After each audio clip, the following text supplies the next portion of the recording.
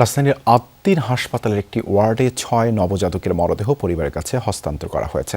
ভোরে হাসপাতালের দ্বিতীয় তলায় পোস্ট অপারেটিভ ওয়ার্ডে এই মর্মান্তিক ঘটনা ঘটে। স্বজনদের অভিযোগ, কর্তৃপক্ষের গাফিলতিতে নবজাতকের মৃত্যু। এসির গ্যাস লাইন লিকেজ বা অন্য কোনো যান্ত্রিক ত্রুটি ছিল কিনা তা খতিয়ে দেখছে পুলিশ। এ ঘটনা উচ্চ পর্যায়ের তদন্ত কমিটি গঠন হয়েছে। ৭২ ঘন্টার মধ্যে প্রতিবেদন দেবে তারা। প্রতিবেদন পাওয়ার পর দোষীদের বিরুদ্ধে কঠোর শাস্তির ঘোষণা দিয়েছেন স্বাস্থ্যমন্ত্রী।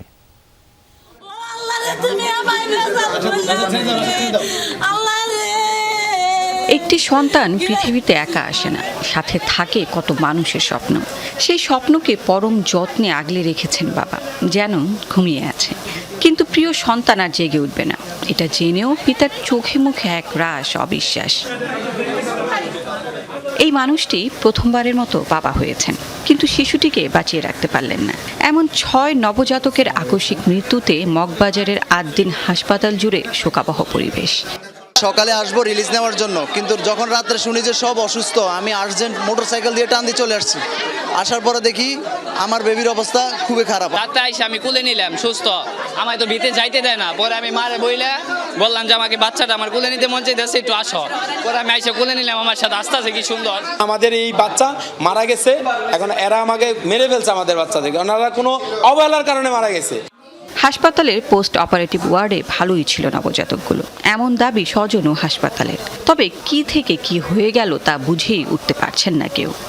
ওয়ার্ড ভালো না, ওয়ার্ডে কি জানি হয়েছে, আগে বাই করে নাই, আগে বাই করলো আমার নাতির আগে তিনটা বাচ্চা হইনের গাইছে। টাকা জমা দেওয়ার আগে লাইফ সাপোর্টটা চেক করে, ওর লাইফ সাপোর্ট চেক করতে গিয়ে লাইফ সাপোর্ট না দিয়ে আর আমার বিল করা শুরু করেছে।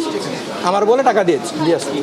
হাসপাতাল কর্তৃপক্ষের দাবি চিকিৎসায় কোনো গাফিলতি ছিল না, তারাও চান কারণ বের হয়ে আসুক। বাচ্চাগুলো যখন ডেলিভারি হয়েছে সবাই হেলদি বেবি ছিল এবং হেলদি বেবি মায়ের পাশেই ছিল। হঠাৎ করে কেন বাচ্চাগুলো অসুস্থ হলো, কেন মারা গেল, এটা তো তদন্ত সাপেক্ষে বের করতে হবে কজ অফ ডেথটা। তদন্তের পর দোষীদের বিরুদ্ধে কঠোর ব্যবস্থা নেওয়ার হুঁশিয়ারি দিয়েছেন স্বাস্থ্যমন্ত্রী।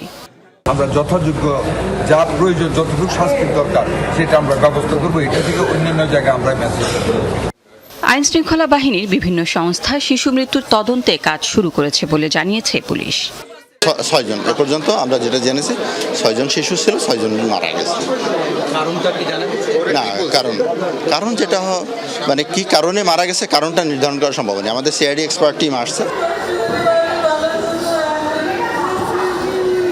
বিকেলে ৬ নবজাতকের মরদেহ হস্তান্তর করা হয় স্বজনের কাছে।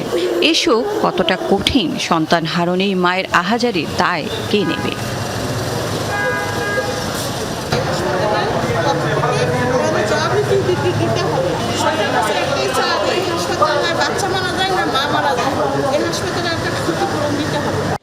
ঘটনা খতিয়ে দেখতে বিকেলে তদন্ত কমিটি হাসপাতাল পরিদর্শনে যায়, নথিপত্র যাচাই ও শিশু ওয়ার্ডটি ঘুরে দেখেন।